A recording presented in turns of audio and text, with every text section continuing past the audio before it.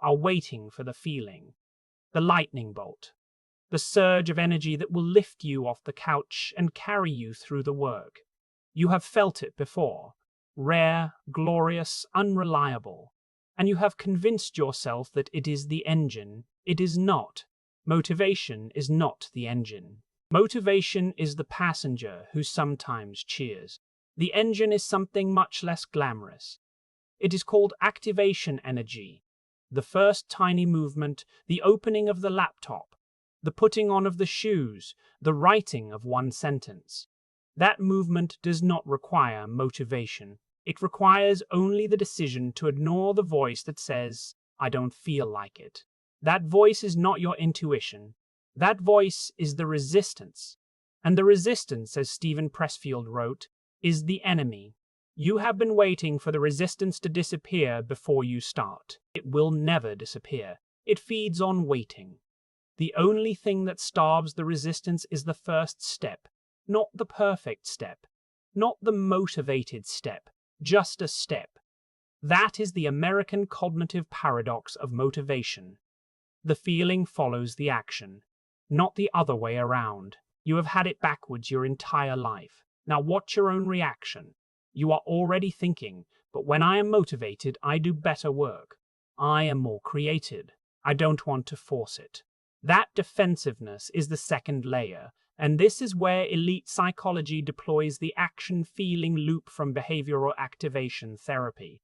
Depressed people are told to wait until they feel like doing something before they do it. That advice keeps them depressed. The cure is to act first, to get out of bed, to shower, to walk, and then notice that the feeling follows.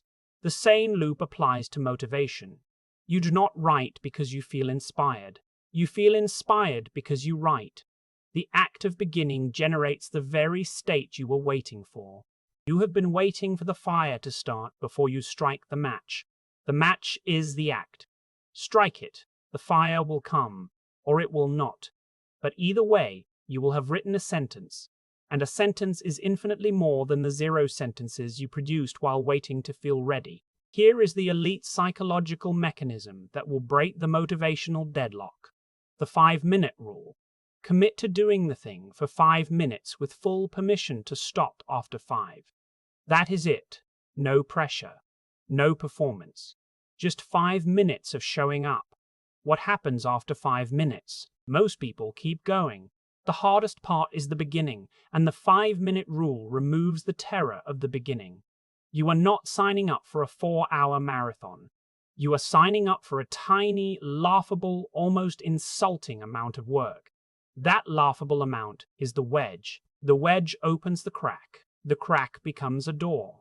The door becomes a habit. But you have to insert the wedge. The wedge is 5 minutes. You have 5 minutes. You have spent 5 minutes scrolling past this video to the next one. That is not a time problem.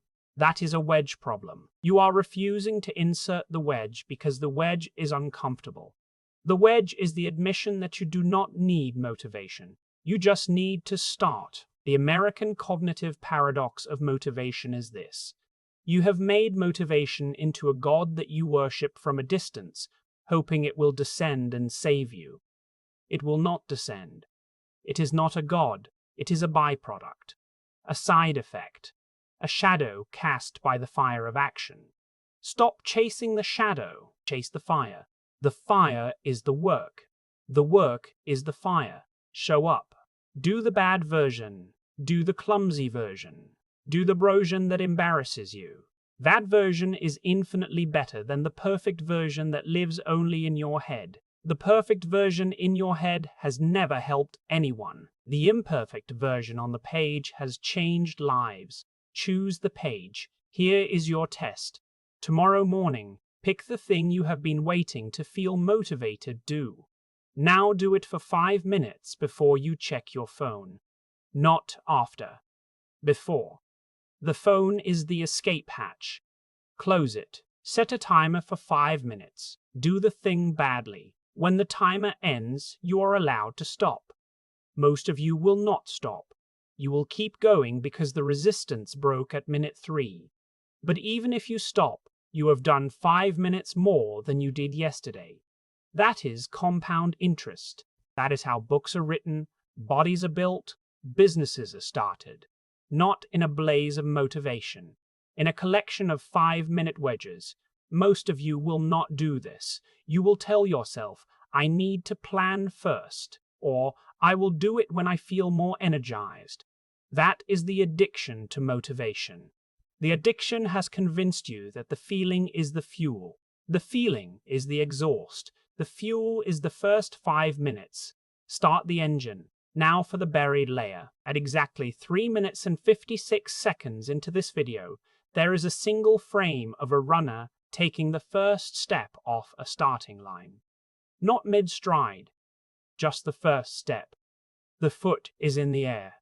The race has not begun. Most of you blinked and thought that is nothing. That nothing is everything. The first step is the only step that requires courage. The rest are just momentum. Go back. Find the foot. That foot is yours. Put it down. Come back for video number 32. We are going to talk about the paradox of habits. Why discipline is a myth and systems are everything. But only if you are willing to do 5 minutes of something tomorrow before you check your phone. Rewind or scroll. The foot is still in the air. It has been there for years. Land it.